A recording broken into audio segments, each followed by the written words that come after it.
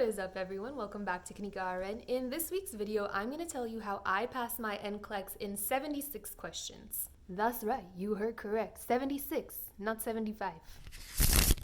Oh, yeah. So I'm going to do a series of videos on how to increase your chances of passing the NCLEX in 75 questions or as few questions as possible.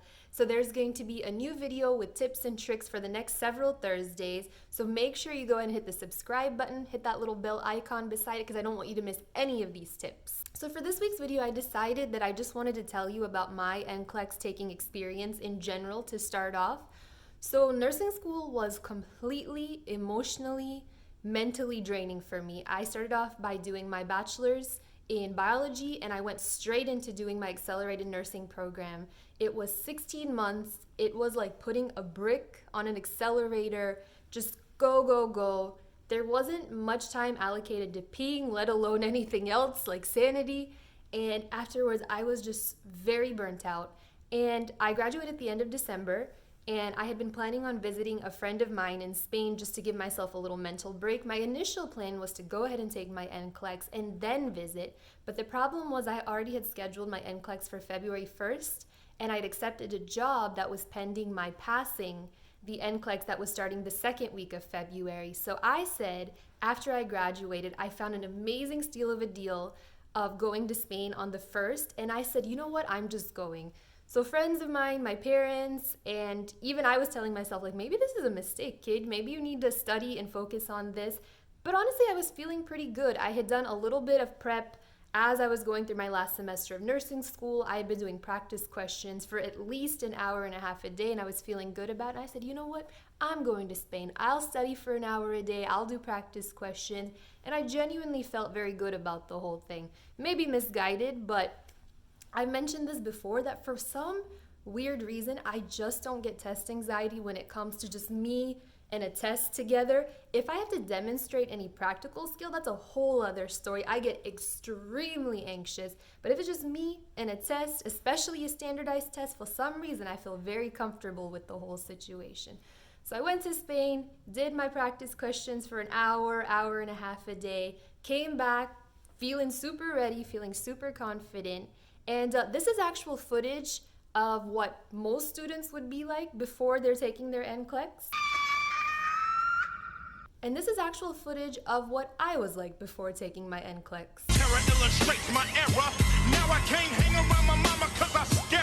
So the test started, was feeling pretty good. Got to about question 73, 74. And when I got to question 75, it was the first question where out of the 4 potential answer choices, I had no clue. And for the first time, a bit of like, uh-oh, set in. And I was like, maybe I tipped it. Maybe I really should have just studied instead of going off to Spain before taking my NCLEX. And I really genuine panic kind of creeped in just for a second. And then I had so many people take the test before me and tell me that they passed in 75 because, of course, you're going to tell people when you pass in 75 questions. You're not going around advertising to people when you don't pass or you're there for 250, 265 questions. So many people had been telling me, oh, I passed in 75 questions. I passed in 75 questions. So in my mind, I was like, oh, I'll be passing in 75 questions too. And it went to question 76. And I said, oh no. But on question 76, I knew what the answer was. I clicked on it and my screen went blank. I don't know if I'm making up this memory or this is what actually happened, but this feels like what's happened. You know how sometimes you think you know how something actually was, but you're not really sure if it was that way? So what I remember is my screen went blank, and genuinely, guys, this was my thought. I was like, oh no, the computer has malfunctioned. Something's gone wrong with the program, and I'm gonna have to take the test over. Why I thought this, I have no idea, because 76 just felt like such a weird number to me. I was like, there's no way the test is done. So I raised my hand, just like completely freaking out. The proctor came over and said yes.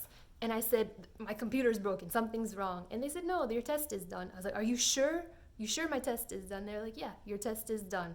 So I left, heart just pounding, being like, what has gone wrong? Have I failed in 76 questions? Has something gone wrong with the computer? For some reason, I wouldn't accept the fact that my test was actually done. So I did the hack of where you sign up for the test again, and if it doesn't let you sign up, then that means you've passed. 100% total disclaimer out here, guys. This is not a foolproof method. This is not endorsed by the NCLEX people at all, but this is just a little hack that you learn in nursing school, and usually it's right. So I tried to sign up, it wouldn't let me sign up again, and I was like, okay, maybe that means that I actually have passed, maybe we're good. And then I got my official results in, and I had ultimately passed. So it was quite an exciting adventure taking my NCLEX, and ultimately everything worked out great. I do think there's a lot of tips and tricks I can give you to maximize your chances of doing really well on your NCLEX, hopefully even doing better than me. Hopefully you can get that 75 instead of the 76. But like I said before at the beginning of this video, please go ahead and subscribe. Go ahead and hit that bell icon. If you enjoyed this video, give me a like. Go ahead and check out some of the other videos on my channel. Comment if you have any questions or anything else I can assist you with in nursing school, or even if you are a newer nurse, I would love to help you with that. And next week is when we're going to start delving into the actual tips and tricks of passing your NCLEX in as few questions as possible. I mean, 75 is the minimum, so we'll shoot for 75. And I'm going to try my best to focus on tips and tricks that you wouldn't necessarily get from other resources. I'm going to be giving you stuff that I actually did. And hopefully I'll give you something that's new for you and that you wouldn't find on another resource. As always, keep it sweet and salty, my friends, and I will continue to see you every Thursday.